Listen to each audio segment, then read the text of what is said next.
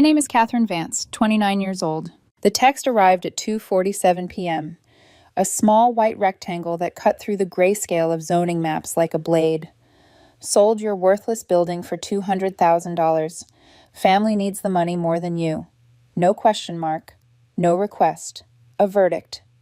My brother Marcus always preferred verdicts to conversations.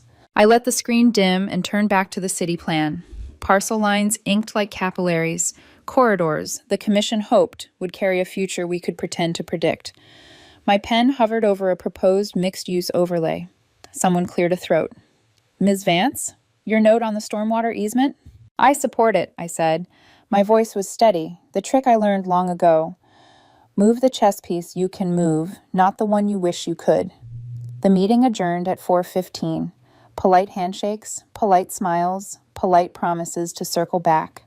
Outside, late light peeled down the glass of Civic Plaza, and the wind tasted like steel and rain. I checked the phone again. 3 more texts from Marcus stacked beneath the first. Already deposited the check. Don't be mad. Firm needed the capital. Be grateful I got $200K for that dump. The Morrison building, that dump, had been appraised last quarter at $8.5 million. 3 profitable street-level businesses, 2 floors of premium office, 2 floors of luxury apartments, $142,000 of rent monthly, most of it automated, mercifully boring.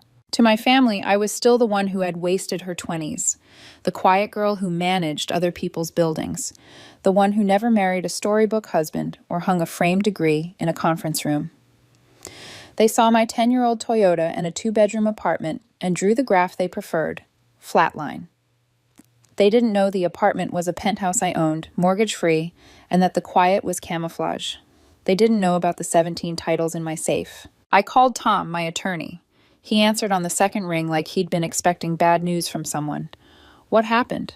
My brother just sold one of my properties without my consent, I said. The Morrison. He claims he got $200,000. A silence with papers rustling inside it. That's fraud, Tom said finally. Forgery if he touched a deed. Grand theft at this valuation. How'd he execute it? That's what you're going to tell me, I said. Start the process. Buyer contact, title company, police if necessary. We do it by the book. Understood. I'll loop in the DA once I confirm the chain. Catherine. I'm on my way to my parents for Tuesday dinner, I said. If he's there, I'd rather say less until you verify more. The Vance house still smelled like pot roast and furniture polish, and those lemon kitchen wipes my mother bought in bulk. Marcus's BMW straddled 2 spaces like a flag. Victoria's husband's Tesla reflected the porch light in a smug, ceramic gleam. Inside, Dad was watching financial news with the volume up as if volume could translate to comprehension. Catherine, Mom called, apron tied too tight. You're just in time. Marcus told us the wonderful news. I set my purse on the entry table we weren't allowed to put keys on. Did he? About selling that old building. $200,000. Can you imagine? She laughed in a way that asked me to join.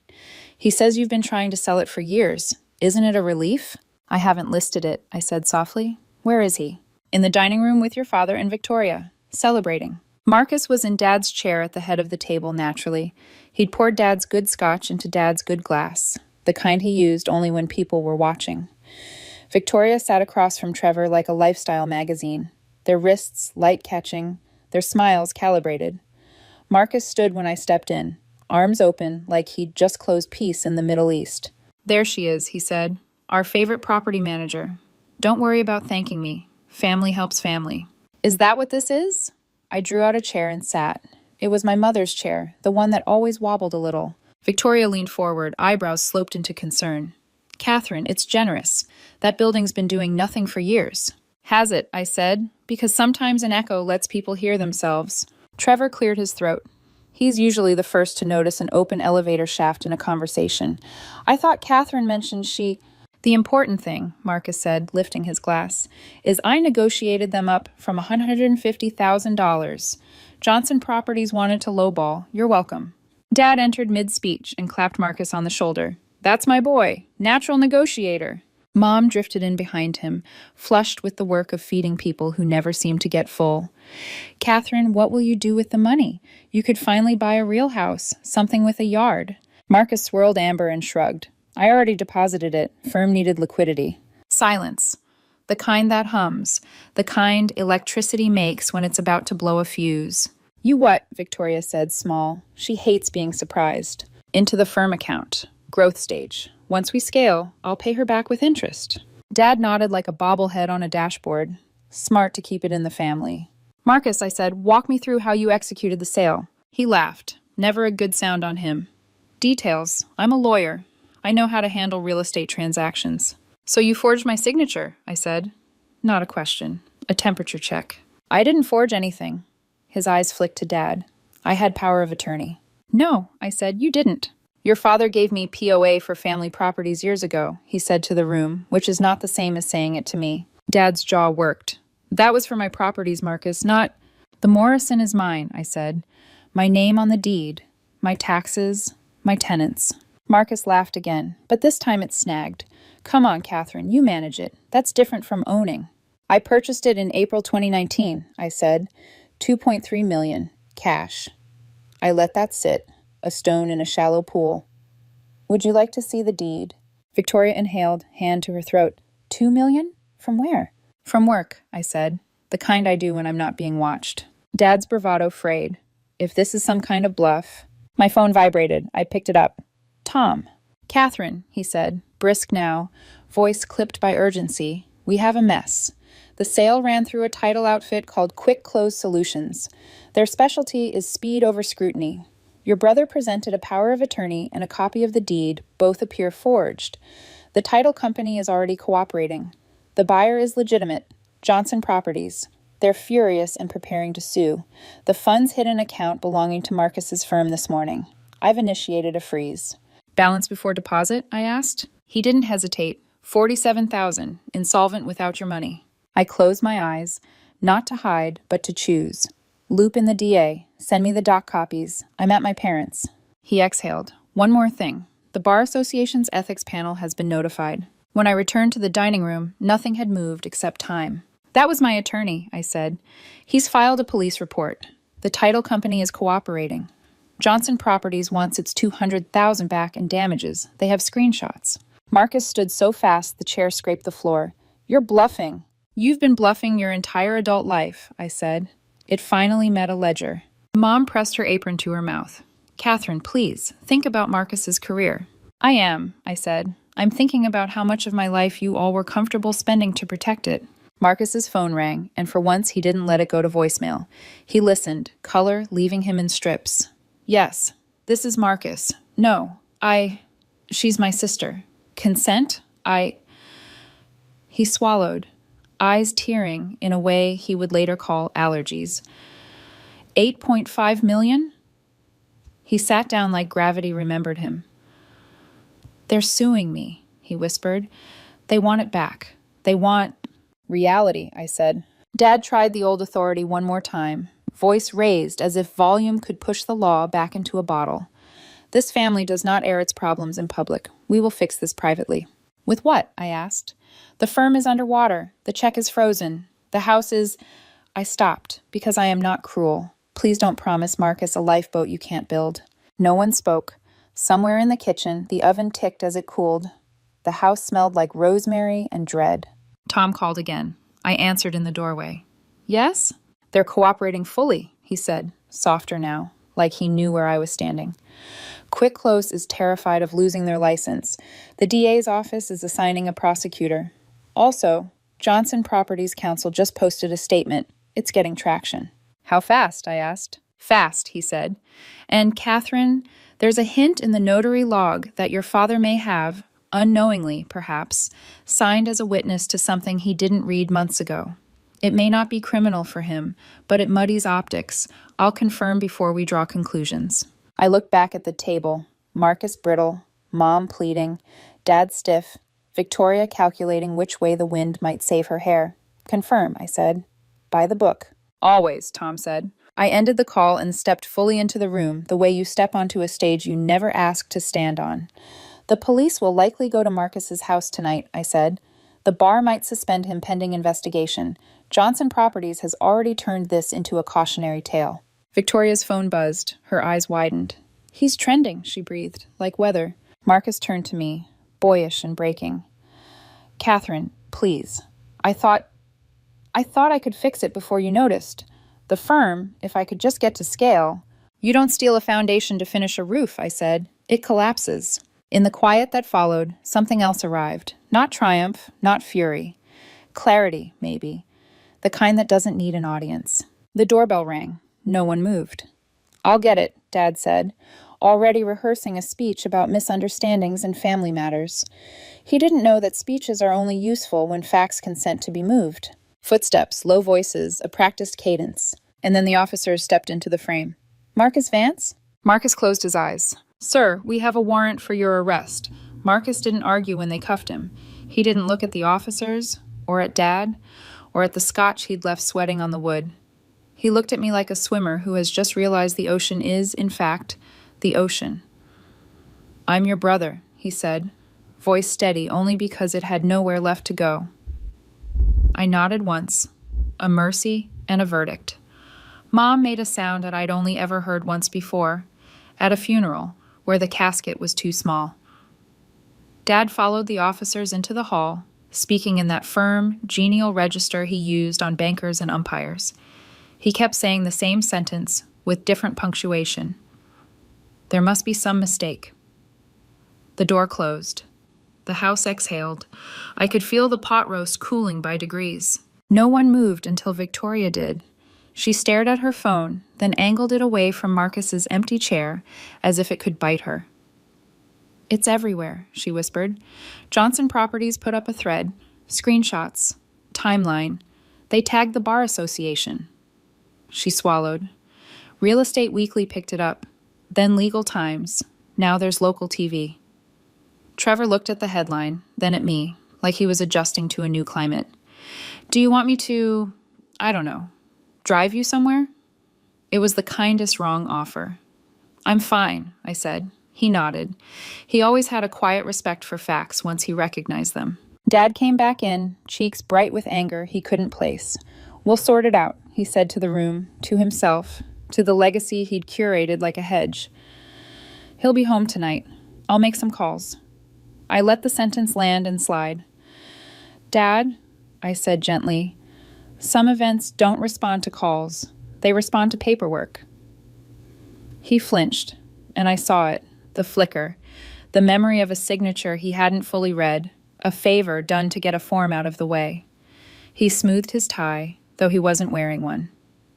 You don't know everything, Catherine. I don't want to, I said. I just want the truth to do what it does.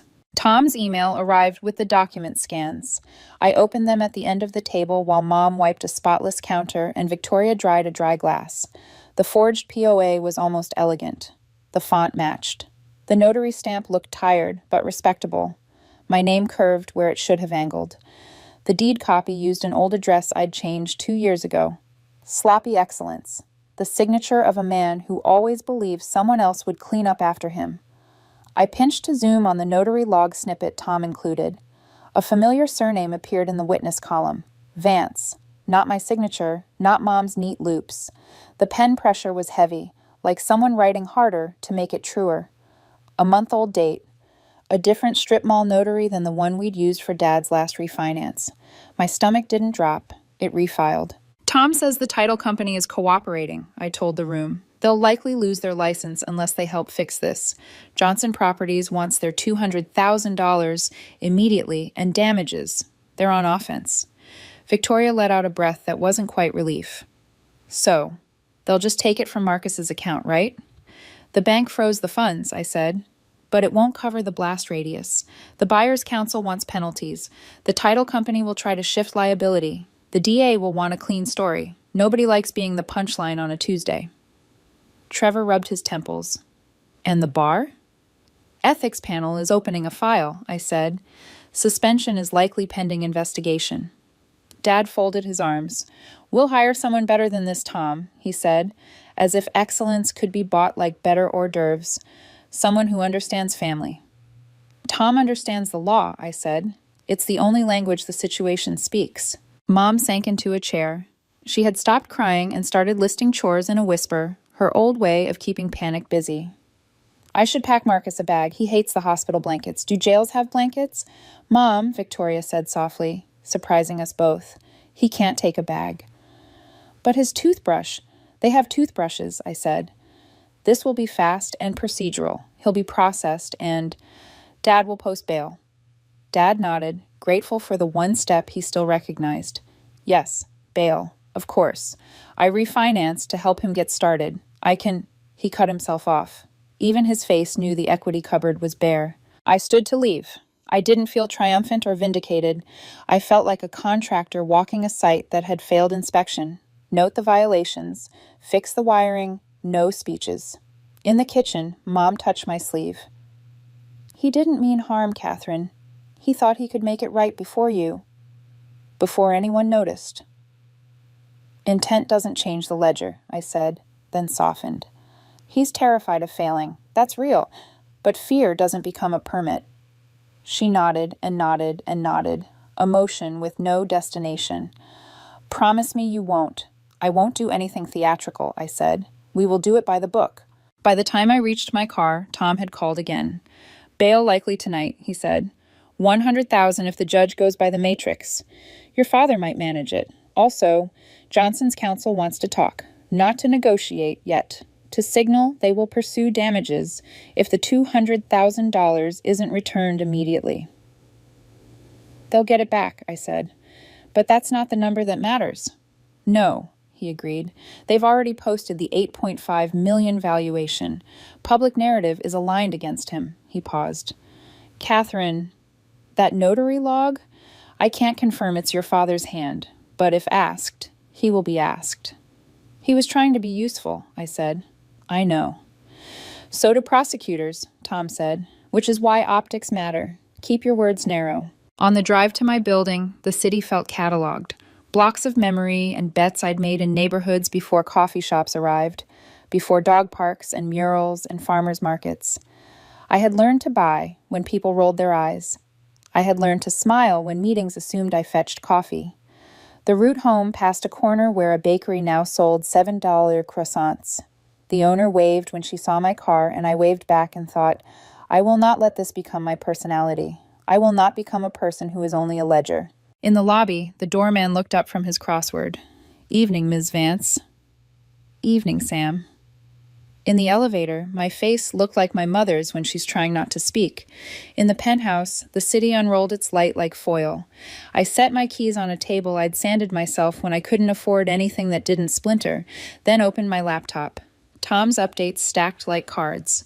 The bank freeze confirmed. A notice of ethics inquiry. A demand letter draft from Johnson's counsel, crisp as pressed linen. I called Victoria. She answered quickly, like she'd been practicing. I'm sorry, she said before hello could arrive. The words sounded feral, raw at the edges. Marcus is the center of their weather system. I orbit the forecast. You're allowed to step indoors, I said.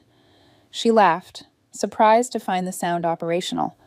Trevor and I co-signed his office lease, she said. If the firm collapses, it is collapsing, I said. And yes, the lease will collect the rubble. We can't afford it, she said, blunt now. The kids' school, the mortgage. Terminate for cause, I said. Criminal charges qualify. Landlord discretion. Silence, then. How do you know? I own the building, I said. I'll draft the letter. You'll be released. Another silence. Different this time. Why would you do that after? Because you didn't forge my name, I said. Because this isn't a fire you lit. She cried, quiet, grateful, ashamed. I called you small for years, she said. I meant safe, but it came out as small. I know, I said. Words are lazy architects. Dad called an hour later. Bail is posted, he said, relief braided with ruin. He'll be home tonight. We can talk like adults without these dramatics. The DA is not theatrical, I said. They're arithmetic. The buyer's counsel is multiplication. We'll pay the $200 back, Dad said. We'll mortgage. He stopped. We both listened to the silence where possibilities used to be. There's a hearing in the morning, I said. Take a lawyer who knows criminal court, not just golf. He bristled.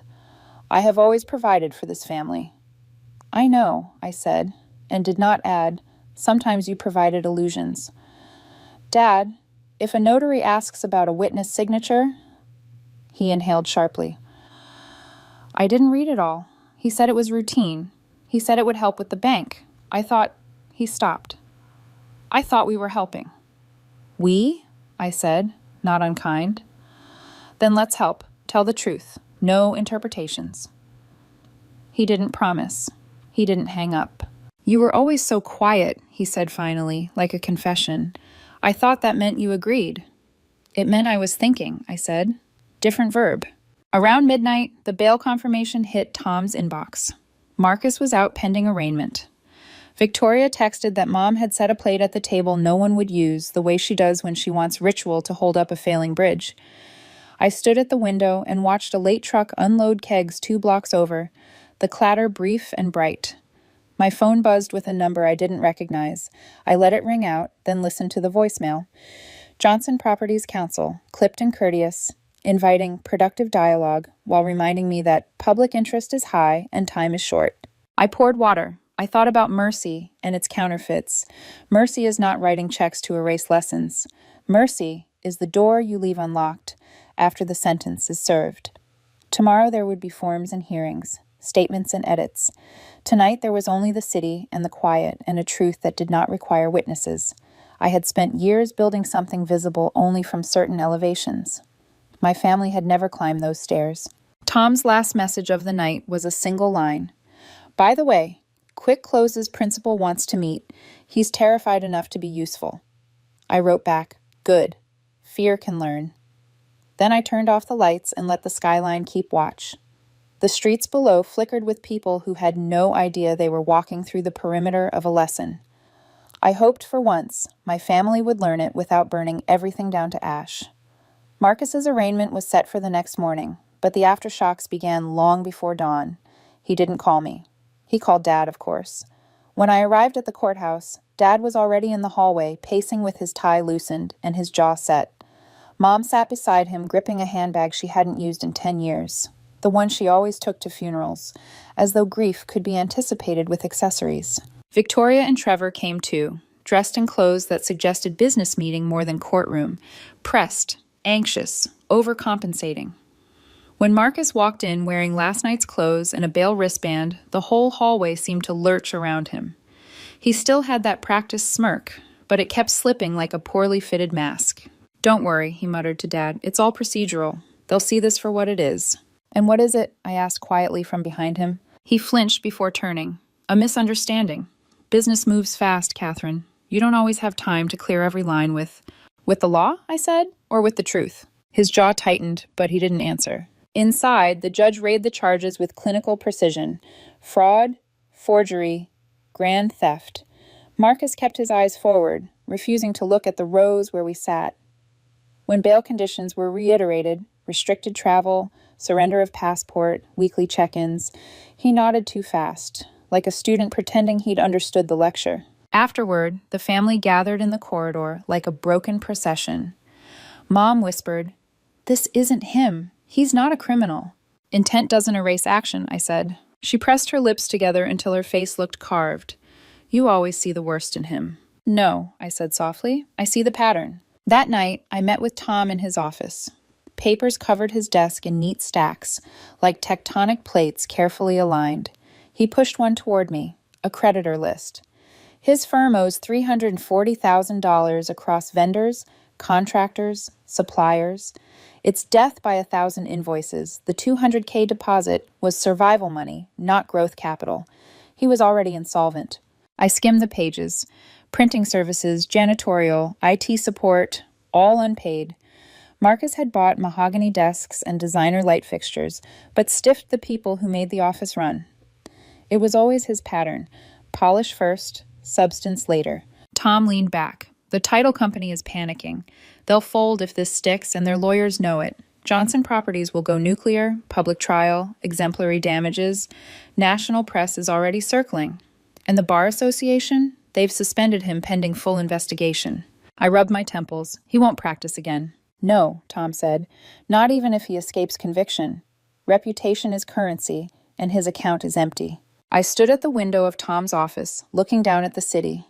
The streets were arteries of light, and in them I could see the outlines of every building I'd ever bought. The corners, the stairwells, the roofs where tenants grilled in summer. Each one a quiet rebellion against being underestimated. Each one proof that invisibility could be armor. Tom broke the silence. I need to ask, do you want me to explore settlement? Use your assets to cushion the damage? I turned. No. Even partial restitution could sway the DA toward leniency. No, I repeated. If I erase his consequences, he learns nothing. He already believes the world will cushion his falls. I won't be another mattress. Tom studied me for a moment. Then you need to prepare yourself. This will be ugly. I've lived with ugly, I said. It doesn't scare me anymore. A week later, at family dinner, the house felt radioactive. Dad avoided my gaze. Mom moved in silence. And Marcus wasn't there. Victoria tried to fill the void with chatter about the children's school, but every sentence wavered and collapsed. Finally, Trevor set his fork down. We need to talk about the lease. Dad looked up sharply. Lease? The office space, Trevor said carefully. Victoria and I co-signed. If Marcus defaults, and he will, the landlord comes after us. I sipped water. The landlord won't. Dad frowned. And why not? Because I am the landlord, I said. The room froze. Trevor blinked. You own that building? Yes. Victoria's eyes widened with something between awe and shame. Dad's mouth tightened as though words had betrayed him. Mom whispered, How long? 4 years, I said. No one spoke for several seconds. Then Trevor exhaled, relief breaking across his face. So, we're safe? I'll terminate the lease for cause, I said. Marcus's criminal charges qualify. You won't be liable. Victoria's hand touched mine under the table. Why would you do that after everything? Because you didn't steal from me, I said, and because you'll have enough problems being married to a man branded a fraud sister. You don't need financial ruin, too. Her eyes filled, and for the first time in years, I saw her gratitude without competition. Later that night, Dad cornered me in the driveway. The porch light carved shadows across his face, making him look older than I'd ever allowed him to be. You didn't need to humiliate him, he said. I didn't humiliate him, I replied. He did that to himself. You could have stopped this. One word from you, and the DA would ease off. One word from him, years ago, and he could have chosen differently. He had choices, Dad. I'm not erasing them now. His voice cracked, a sound I'd never heard. He's my son. And I'm your daughter, I said quietly, but that never seemed to matter when he needed saving. He stared at me, and for the first time, I saw doubt flicker in his authority. Then he turned away, muttering something about family, about loyalty. Days bled into weeks. The national media picked up the story. Midwest property fraud, fallen young attorney. Photos of Marcus in expensive suits plastered headlines, while my name appeared, only in passing, as the victim. My phone lit up with messages from relatives who hadn't spoken to me in years. Every one of them danced around the same question. Was I really worth millions? I didn't answer. But one night, as I closed the curtains in my penthouse, I thought about Marcus in a rented apartment somewhere, stripped of luxury, waiting for hearings.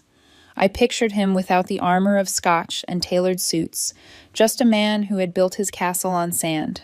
For the first time, I felt something close to pity. Not enough to save him, but enough to recognize him as human. Weeks later, Tom called with an update.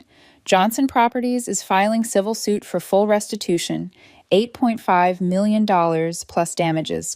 The title company is preparing bankruptcy filings, and the DA is offering a deal. What kind of deal, I asked. 5 years probation, full restitution, permanent disbarment, or trial, with a very real risk of prison time. I let the words settle. And Marcus? He'll take the deal, Tom said. He has no leverage, no money, no allies. I closed my eyes. For years I had been invisible to my family. Now my silence was the only sound they couldn't ignore. The ledger was balancing itself, line by line. The plea hearing was scheduled on a rain-slick Monday, the kind of morning when the courthouse steps looked like they'd been polished for tragedy. I arrived early, not because I wanted to, but because I had learned that showing up first is often the only way to control the frame. Marcus entered, flanked by Dad and a criminal defense attorney I didn't recognize. His suit didn't quite fit, borrowed probably, and his shoes carried the dull scuff of panic. He glanced at me once, then looked away, as though meeting my eyes might write his guilt in ink. The DA read the terms of the deal. 5 years probation, full restitution of $8.5 million, permanent disbarment. If rejected, trial would proceed and prison time was almost certain. When the judge asked if he understood, Marcus's voice broke on the word yes. Dad leaned forward, whispering fiercely in his ear. Mom, seated behind us, clutched her rosary so tightly that beads scattered onto the tile. Victoria dabbed at tears she didn't want to smudge her mascara. I kept my arms folded. I had learned that posture could be armor. Afterward, in the corridor, Dad rounded on me. "This is your fault," he hissed. "You could have stopped this. One phone call, one check written. He wouldn't have to stand there humiliated." I stared at him, the hallway buzzing with other families, other lives colliding. "He forged my signature, Dad. He sold what wasn't his. He siphoned years of work because he believed I was insignificant enough not to notice. And you call that humiliation? He's your brother, and I'm your daughter," I said, letting the words land. But that's never been the currency in this family, has it? It's always been about who shines brightest under the chandelier. For once, Dad had no retort. He pressed his lips together and looked away. That night he called. I almost didn't pick up, but habit is a stubborn thing. His voice was brittle. "As your father, I'm begging you, pay the restitution. Help him. You have the money. One wire transfer and this whole nightmare goes away." I sat in my penthouse living room, the city glittering beyond the glass, and let the silence stretch until it hurt. "You want me to cover $8.5 million for the brother who betrayed me, for the son you raised above me every single day of my life, and for you, who signed a document you didn't read because Marcus told you it would help." The phone was silent for 3 beats, then Dad exhaled sharply. "So Tom told you." "I saw the log myself," I said. "Your name in the witness column. You didn't forge it, but you enabled it. You gave him the illusion of legitimacy." "I didn't know what I was signing." "You didn't care," I cut in. "Because in your world, Marcus's convenience was more urgent than my ownership. That's how this happened. Not just because he lied, but because you all believed I had nothing to lose." Dad's voice cracked. "Please, he'll go to prison if you don't." "He won't," I said flatly. "The DA's deal spares him that. But he'll live with the cost. That's what he earned." "Catherine," Dad said softly, almost broken, "where's your mercy?" I closed my eyes, listening to the faint hum of the city below. Mercy is not erasing consequences. Mercy is letting him survive them. Then I hung up. At the restitution hearing, the math was laid out with cruel clarity. Johnson Properties demanded immediate repayment, or they'd push for prison time despite the plea agreement. The judge, perhaps weary of theatrics, set terms. $8.5 million restitution, payable at $20,500 per month. The courtroom erupted in whispers. Reporters scribbled. Mom sobbed quietly, pressing her rosary to her lips as though prayer could rewrite arithmetic. Marcus's attorney placed a hand on his shoulder, murmuring something about compliance and hope. I did the calculation in my head. At $2,500 a month, it would take 284 years. When the judge adjourned, Marcus sagged in his chair, pale and sweat-soaked. He looked less like a lawyer and more like a man who had just realized gravity applied to him too. Outside, reporters swarmed, microphones angled, cameras clicked. "Ms. Vance," one called, "do you feel vindicated?" I stopped on the steps, the rain misting my hair, and looked into the blur of lenses. "This isn't about vindication," I said. "It's about accountability. My brother made choices. Today the law responded. That's all." Then I walked past them. Weeks passed. Marcus moved into a one-bedroom apartment with peeling paint and a landlord who didn't care what degree hung on the wall. He found work as a junior property manager, the kind of entry-level job I'd done a decade earlier. His salary was $42,000 a year. Mom called me when she heard. Her voice was sharp with bitterness. "Are you happy now? Your brother's reduced to clerical work. He's overqualified, humiliated, struggling." I kept my tone even. "I worked that exact job. For years. You all ignored me then. Why is it tragic now?" "That was different." "How?" I asked. She didn't answer. Victoria reached out too. She invited me to lunch at a downtown cafe, 2 blocks from a building I owned. She didn't mention the proximity. We sat across from each other, the air filled with the hiss of espresso machines and the hum of conversation. "Marcus is different," she said carefully. "Humble, even. He's learning. He asks about you sometimes." I stirred my coffee. "Does he?" "He wonders if you'll ever forgive him." "I don't know." Victoria studied me, then sighed. "You know what's strange? I always thought you were the one who needed guidance, that Marcus was the model. Turns out you were the only one who figured it out." I looked at her, surprised by the candor. Did I figure it out? Or did Marcus just prove you all wrong? She smiled sadly. Both, maybe. For the first time in years, we talked like sisters, not rivals, about her children, her marriage, her small fears that had nothing to do with status or money. She never asked about my portfolio, just me. It was the best conversation we'd ever had. But shadows lingered. Late one night, Tom called. I've confirmed it. Your father didn't just witness one form. There are others. Old refinancing documents, signatures placed too quickly, always to smooth Marcus's path. Not criminal, not yet, but it's a pattern. If Johnson Properties digs deeper, optics could get messy. I sat in my penthouse, city lights stretching like constellations across the dark. So Dad wasn't just blind, he was complicit. To protect Marcus, Tom said, always Marcus. I thought of Dad's voice on the phone, begging for mercy. I thought of Mom's rosary beads clutched like a shield. And I realized the family myth wasn't just about Marcus's brilliance, it was about their fear of what he might be without it. The cost of that myth had finally come due. 6 months after the restitution order, the noise had faded. Reporters had moved on to fresher scandals, and the Johnson Properties suit ground through civil court like a machine chewing metal. But the silence inside our family was louder than any headline. Mom still called weekly, her voice alternating between brittle cheer and raw blame. Sometimes she asked if I was eating, as though feeding me through the phone could prove she still had influence. Other times she demanded to know why I couldn't simply make this disappear. Dad rarely spoke at all. When he did, it was clipped, transactional, the tone of a man nursing wounds too deep to show. Marcus, meanwhile, was working. Not law, never law again. He had taken a job at a modest property management firm where he answered maintenance calls and tracked lease renewals. His title was assistant, a demotion written into every email signature. Yet for the first time, he showed up. Colleagues told me he was punctual, quiet, even deferential.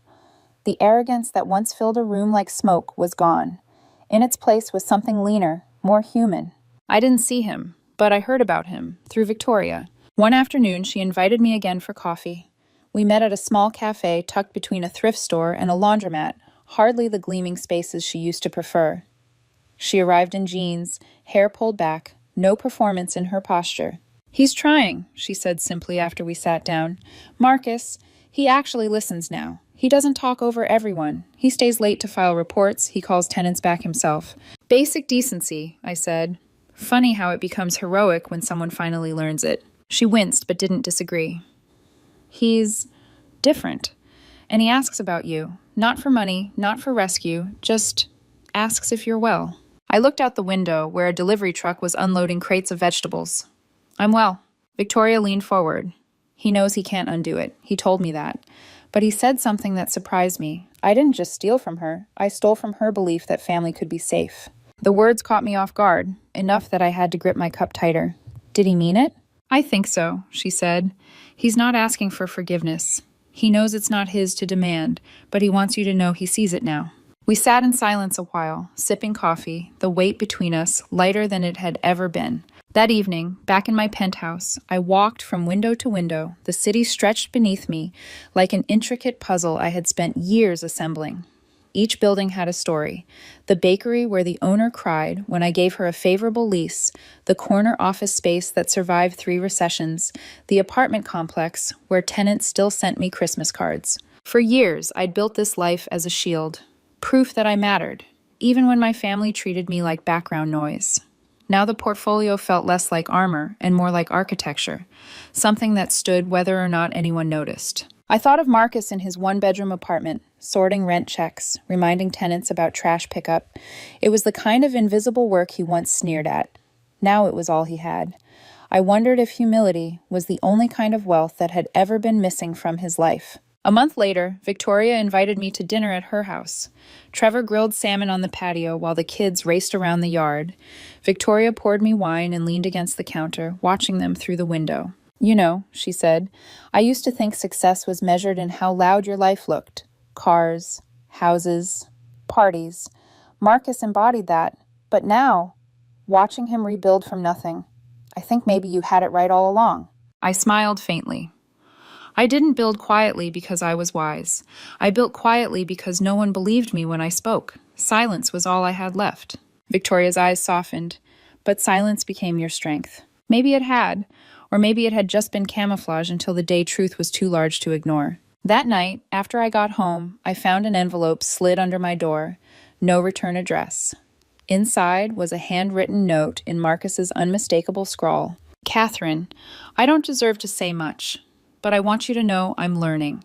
I'm learning how to show up when no one applauds, how to work when no one notices. You did it for years, and I mocked you for it. I see now you were building something real while I was building a stage set.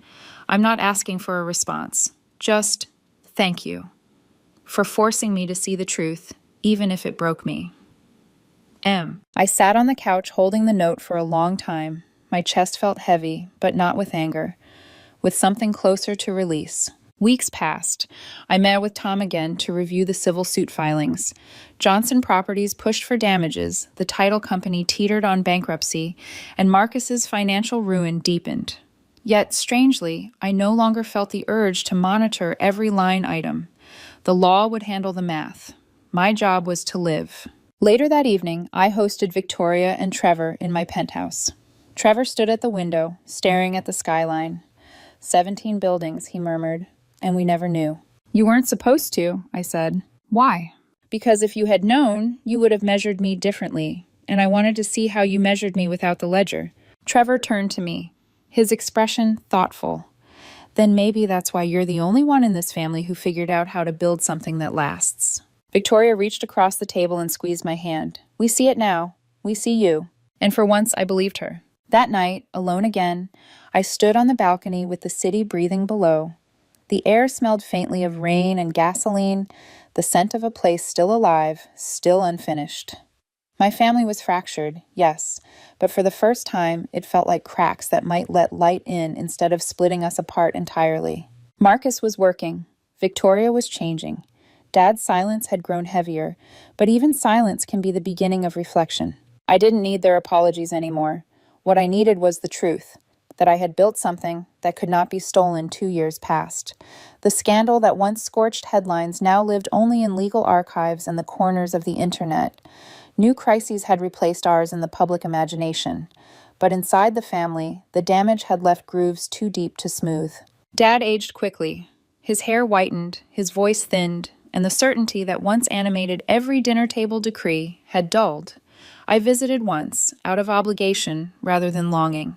He sat in his recliner, remote in hand, but the television was off. The man who once demanded the world bend around his opinion now stared at blank screens. He gestured for me to sit. His hand shook when he reached for the glass of water on the side table. Catherine, he said, my name small in his mouth. I should tell you something. I waited. Silence had always been our family's truest language. I signed more than once, he whispered. Marcus asked me. He said it was routine. I wanted to believe him. I didn't read. I thought I was helping. I thought if I just cleared the path, he'd finally succeed. His eyes clouded. I failed him. I failed you. For years, I had imagined this moment with fire, anger, accusation, proof. Instead, I only felt tired. You didn't fail by signing papers, I said. You failed by assuming he mattered more than I did. You failed by thinking silence meant weakness. Dad's lips trembled. I was afraid that if Marcus fell, the whole family would unravel. He was the pillar, or I thought he was. He wasn't the pillar, I said. He was the weight. You just didn't notice who was holding the beam. He nodded slowly, tears gathering, but not falling. I see that now. It wasn't forgiveness, but it was truth, and that was all I needed from him. Marcus never asked me for help again. He didn't call, didn't write, except for one letter that arrived a year after his conviction. The handwriting was steadier than before. Catherine, I'm leading a training session for new property managers next week, teaching them how to spot undervalued neighborhoods, how to handle difficult tenants, how to build trust. I realized everything I'm teaching, I learned by watching you. You spoke about these things years ago, and I ignored you. I thought you were boring. Turns out, you were the only one in the room worth listening to. I'm not asking you to forgive me. I don't deserve it. I just want you to know I see it now. I see you, Marcus. I read it twice, then tucked it in a drawer. Not to treasure, not to discard, just to acknowledge. Victoria remained a constant presence. She came often, sometimes with the children, sometimes alone. We'd sit in my living room with wine glasses balanced on the coffee table and talk, not of money or status, but of marriages, regrets, small victories. She no longer compared, no longer competed. She simply shared. One evening, she brought a box of old photographs, family holidays, birthdays, vacations. In every picture, Marcus beamed at the center, Dad's hand on his shoulder. In the corners, blurred or half-lit, I appeared, holding a tray, tidying a space, smiling just enough not to be asked questions. "I used to think you wanted it that way," Victoria said softly, flipping through the images, "that you liked the background." "I didn't want invisibility," I said. "I wanted room to breathe." She touched my hand. "You have it now, and I see you clearly." Sometimes at night, I walked through the city, tracing the outlines of my buildings. A bakery glowing warm at midnight, an office tower lit with blue security lights, an apartment window where a child's laughter spilled onto the street. Each one was more than a number. They were living ledgers, proof that my work had shape, sound, texture. No one in my family had ever asked about the tenants, the lives inside the walls. They measured worth by headlines and degrees, by cars and clubs, but my wealth had always been human, even when I hid it under silence. On the second anniversary of Marcus's sentencing, I received another letter, shorter this time. "I know I will never repay the restitution, not in this lifetime, but I repay it in other ways, by showing up, by working honestly, by admitting what I don't know. Maybe that's worth something. I hope you're well, that's all. M." I didn't reply, but I folded the letter neatly and slid it next to the first. Not because I believed in redemption on command, but because even a ledger carries room for annotations. One evening, as the sun sank over the skyline, I stood on my penthouse balcony.